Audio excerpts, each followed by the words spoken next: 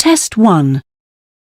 You will hear a number of different recordings and you will have to answer questions on what you hear.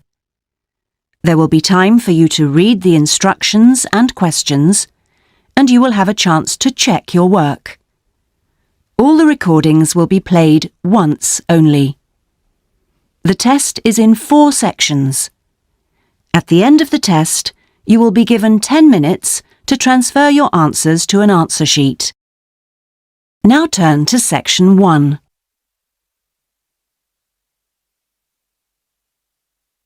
Section 1.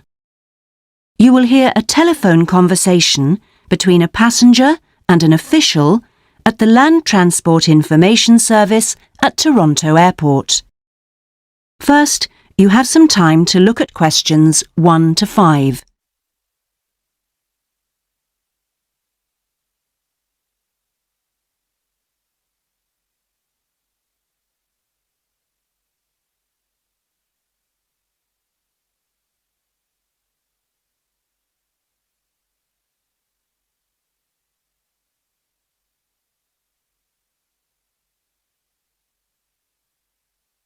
You will see that there is an example that has been done for you.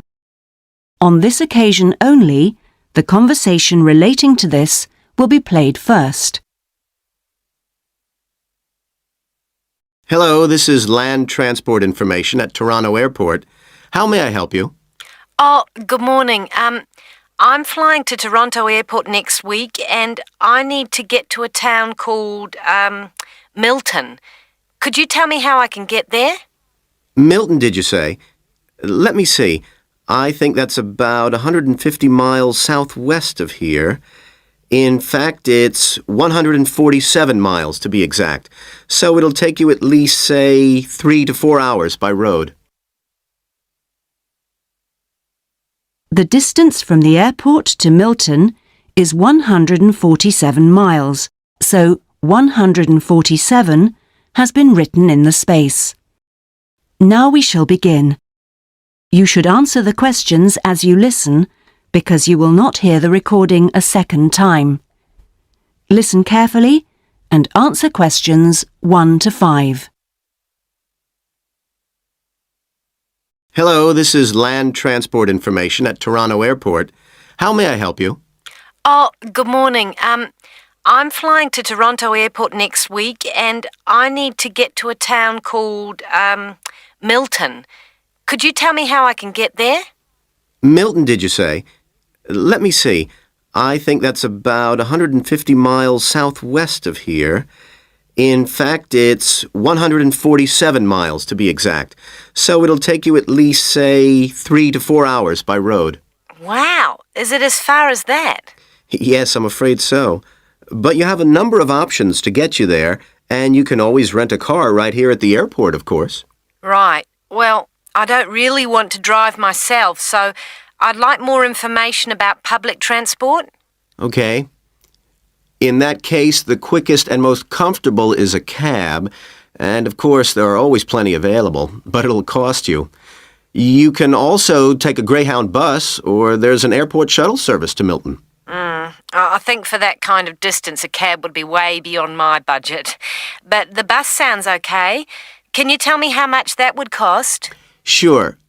Let's see, that would be $15 one way or $27.50 return. That's on the Greyhound. Ah, that's quite cheap. Great. Whereabouts does it stop in Milton? It goes directly from the airport here to the city center, and it's pretty fast. But you have to bear in mind that there is only one departure a day, so it depends what time your flight gets in. Ah, of course. Hang on. Oh, we're due to get there at 11:30 a.m. Too bad. The bus leaves at 3:45, so you would have quite a wait, more than 4 hours. Oh, I see. Well, what about the shuttle you mentioned? Okay, that's the airport shuttle that will take you from the airport right to your hotel or private address.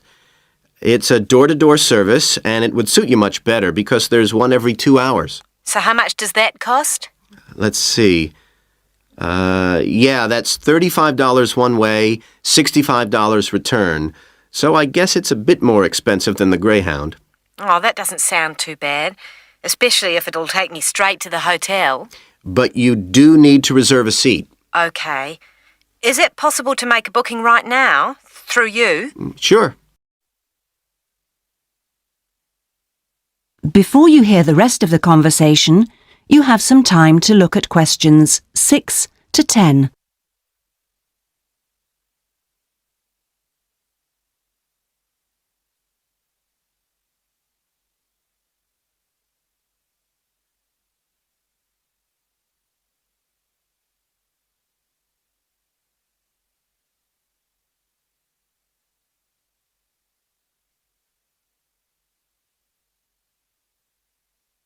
Now listen and answer questions 6 to 10. Okay, I just have to fill this form out for you.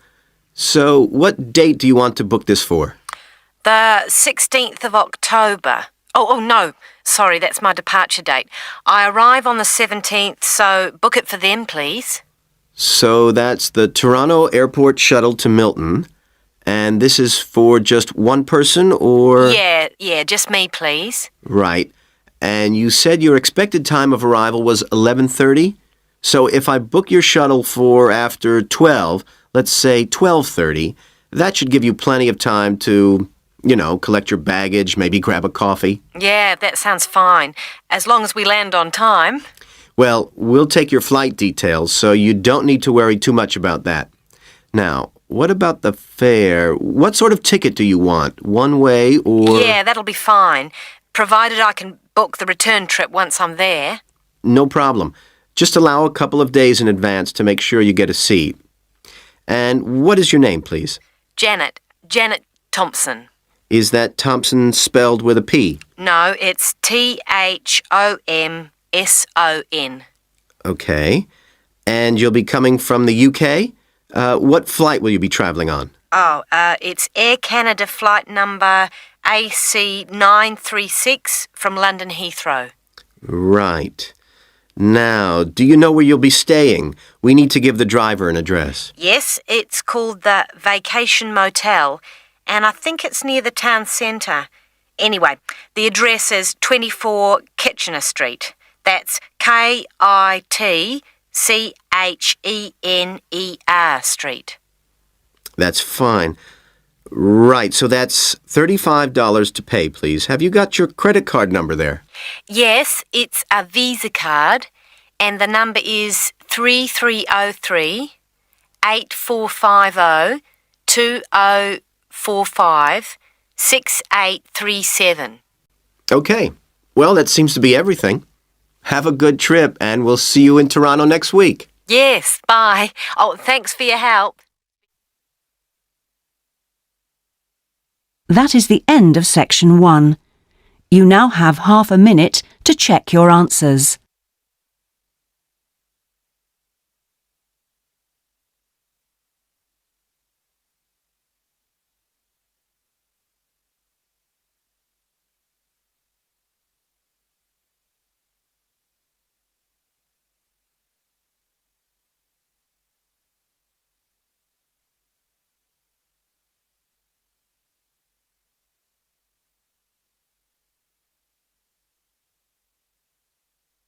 Now turn to section 2.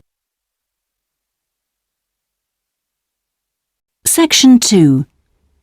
You will hear a representative from a holiday company called PS Camping giving a talk about the holidays the company organises. First, you have some time to look at questions 11 to 16.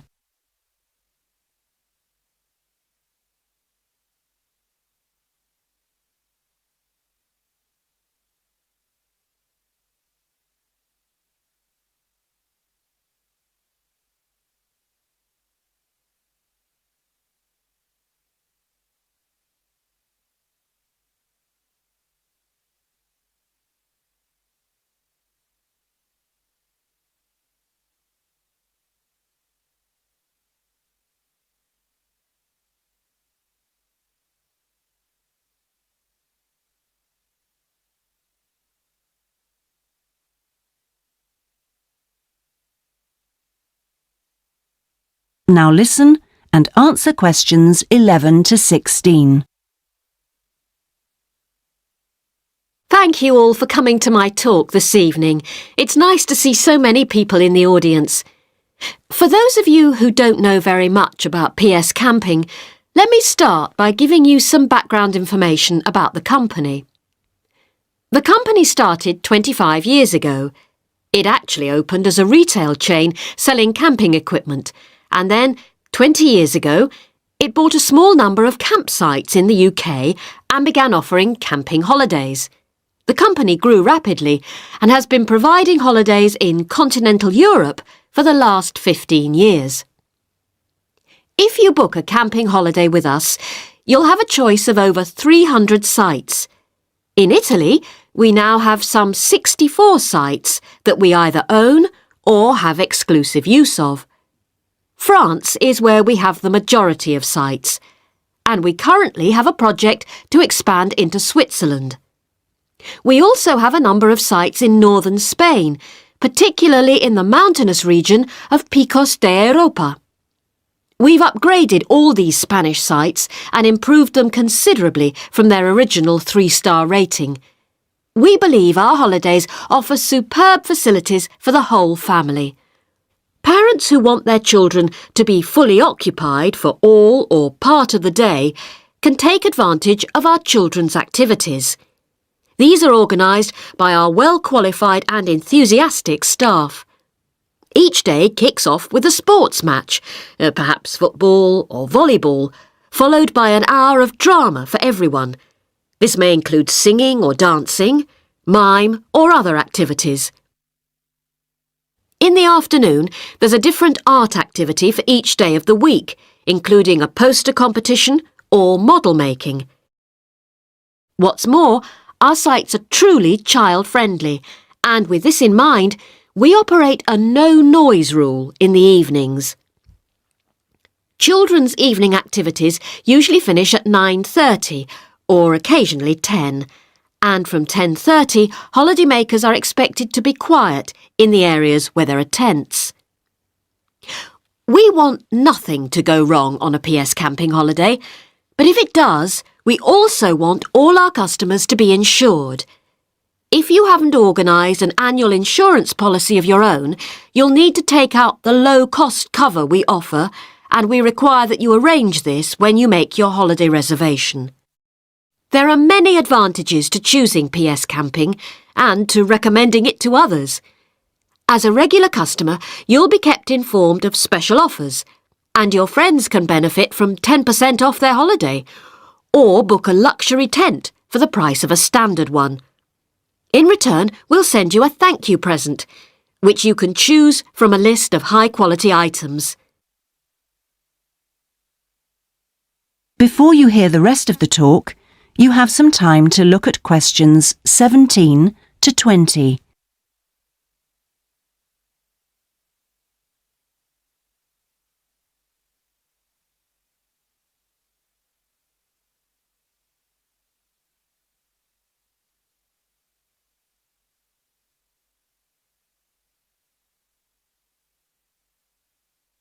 Now listen and answer questions 17 to 20. When it comes to our tents, these are equipped to the highest standard. We really do think of every essential detail, from an oven and cooking rings fuelled by bottled gas to mirrors in the bedroom areas. If you don't want to cook indoors, you can borrow a barbecue if you ask in advance for one to be made available. And there's even a picnic blanket to sit on outside your tent. Inside, a box of games and toys can be found, and children's tents can be hired if required. All tents have a fridge, and if you want to spend the day on the beach, for example, ask for a specially designed PS Camping cool box, which will keep your food and drinks chilled. There are excellent washing facilities at all our sites, with washing machines and clothes lines in the central areas, along with mops and buckets in case your tent needs cleaning during your stay. All sites have a cafe and/or a shop for those who'd rather eat in than dine at a local restaurant. That is the end of section 2. You now have half a minute to check your answers.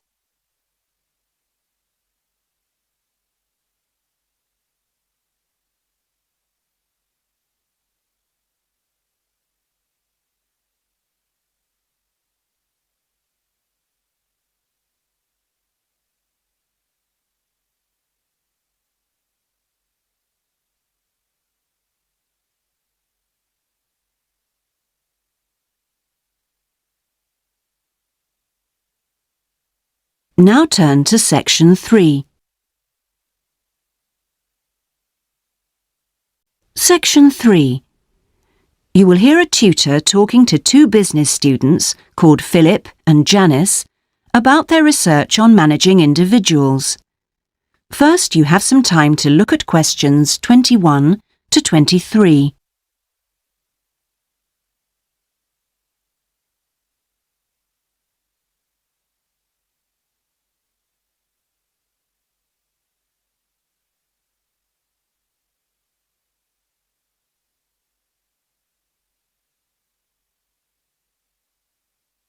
Now listen carefully and answer questions 21 to 23. Well, you've both been looking at different styles of managing individuals in companies and the workplace. How's the research going, Philip? Well, I've been looking at why individualism, individual differences, are such an important area of management studies. When you think about any organisation, be it a family business or a multinational company, they're all fundamentally a group of people working together. But it's what these individuals contribute to their places of work that makes you realise how important they are. Of course, they bring different ideas, but it's also their attitudes and their experiences of learning. Diversity is important in these areas too. So why do people behave so differently from one another at work? There are lots of reasons, but research has shown that a lot of it comes down to personality. And the other factor is gender. It's a well-known fact that men and women do lots of things in different ways, and the workplace is no different. Did you look at the effects of this variation on companies? Yes, I did. On the positive side, exposure to such diversity helps encourage creativity, which is generally an asset to a company. But unfortunately, individual differences are also the root of conflict between staff, and they can lead to difficulties for management, which can sometimes be serious. Before you hear the rest of the conversation, you have some time to look at questions 24 to 30.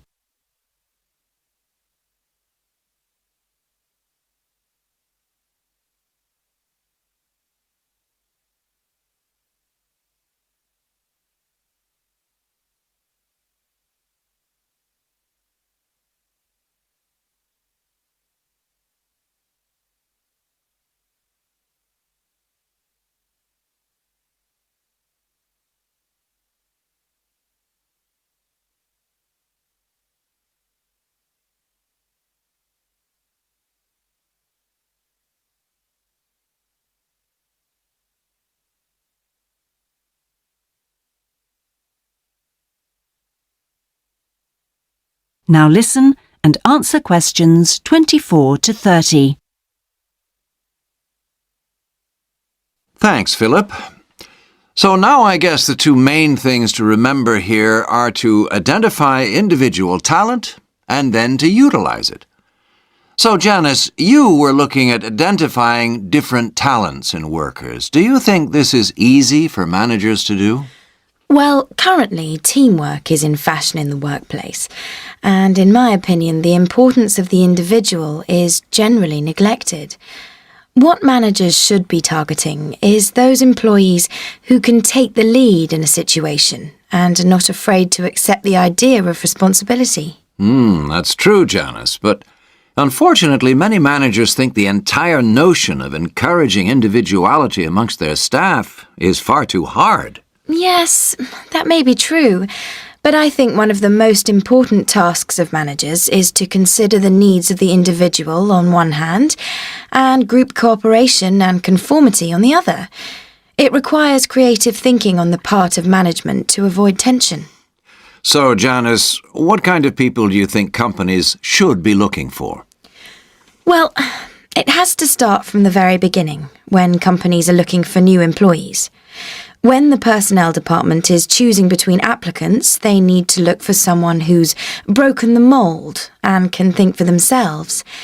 Instead, people making these decisions often use a range of psychological tests to see if a person is a problem solver or will do as they're told.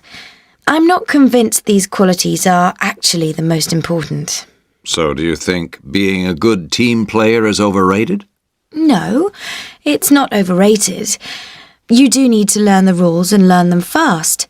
No individual can get around this if you're working in an organisation. So how should managers deal with this?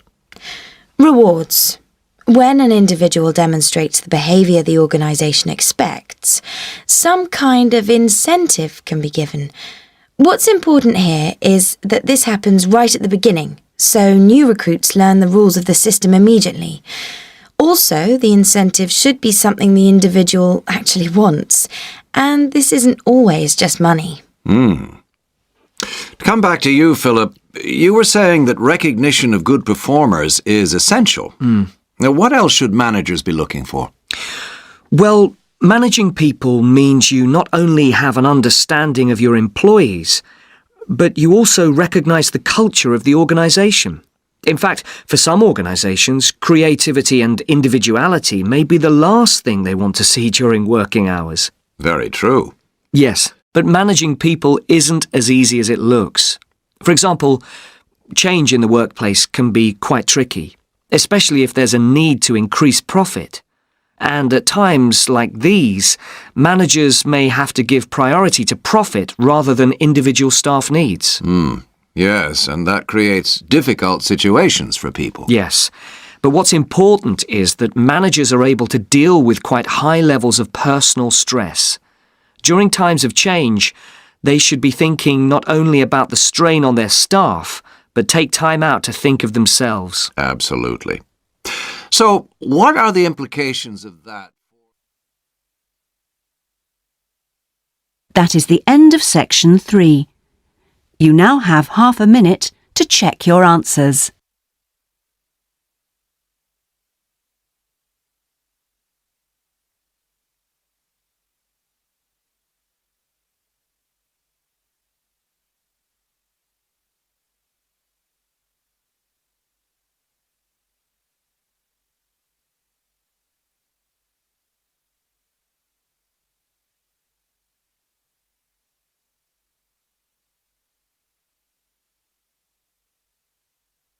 Now turn to section 4.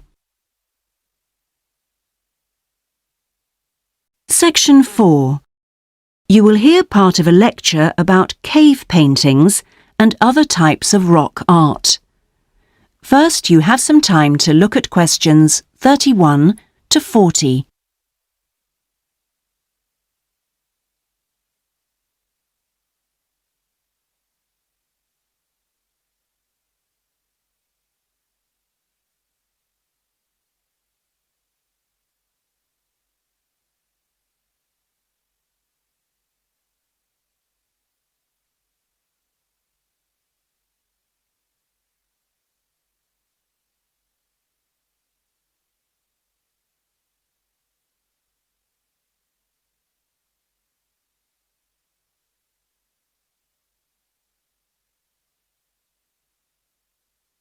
Now listen carefully and answer questions 31 to 40. Good afternoon, everyone. This is the first seminar in preparation for our archaeological fieldwork in Namibia. We are fantastically lucky to have received partial research funding for this trip from our institute, so I shall expect 200% attention and participation from you all. First, in this seminar, I'm going to give a brief introduction to contemporary research on rock art. And in the second part, I'm going to give you some do's and don'ts for our fieldwork trip in April. So please listen very carefully. I'm first going to focus on the interpretation of rock art in Namibia.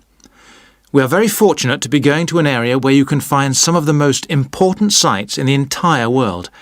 And I hope to show you how easy it is for everyone to make mistakes in looking at cultures which are different from our own, the first and most important lesson we have to learn. In Namibia, there are both paintings and engravings. That's where the surface of the rock is cut out. Many of the engravings show footprints of animals, and most scholars used to think that the purpose of these was simple and obvious. This rock art was like a school book with pictures to teach children about tracks, which track belonged to which animal, giraffe, lion, and so on. But there were some mysteries. First, when you look at a typical Namibian painting or engraving, you see the tracks are repeated. There are dozens of tracks for the same animal. Well, you'd expect just one clear illustration if the the aim was to teach tracking. Now, there were two more problems. Why are some of the engravings of animals very accurate, as you'd expect, all clearly identifiable, and others quite unrealistic? And another mystery. Some of these unrealistic animals, that's in the engravings, seem to be half human. Some, for example, have got human faces. Many researchers now think that these were pictures the wise men engraved of themselves. They believed they could use magic to control the animals they had drawn, so the hunters could then catch them for food. This shows you some of the dangers of coming from one culture to another, as we'll be doing, without understanding it fully. Scholars imagined that children looked at rock art pictures to learn to track, just because they themselves had learnt skills from pictures. Many researchers now believe that rock art had a much more complex purpose, and we'll talk more about it next week.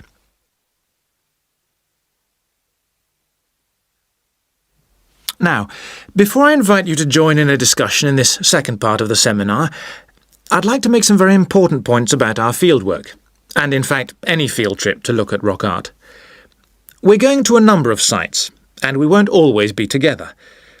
The single largest problem faced by people who manage the sites is, yes, I'm sure you've guessed, damage caused by visitors, even though it's usually unintentional.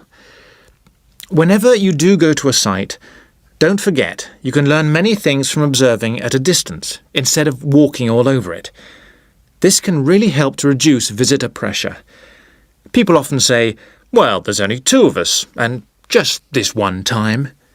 But maybe thousands of people are saying the same thing. And then, some basic rules to guide you. We'll have our own camp near a village, but remember never to camp on a site if you go on your own. It may be disrespectful to the people of that culture. And certainly don't make fires, however romantic it may seem. It's really dangerous in dry areas, and you can easily burn priceless undiscovered material by doing so. So, how are we going to enjoy the rock art on our field trip? By looking at it, drawing it, and photographing it. Never by touching it or even tracing it. Rock art is fragile and precious. Remember that climbing on rocks and in caves can destroy in a moment what has lasted for centuries. So, no heroics in Namibia, please. Try to be extra careful and help others to be too. Oh, and lastly, please don't even move rocks or branches to take photographs. You should leave the site intact. I'm sure I can rely on you to do that. Well, that's about all I want to say before today's first discussion. But if you have any questions, please ask them now. Oh, and don't forget you'll find some fascinating information about worldwide sites on the internet. Right, first question then. That is the end of section 4. You now have half a minute to check your answers.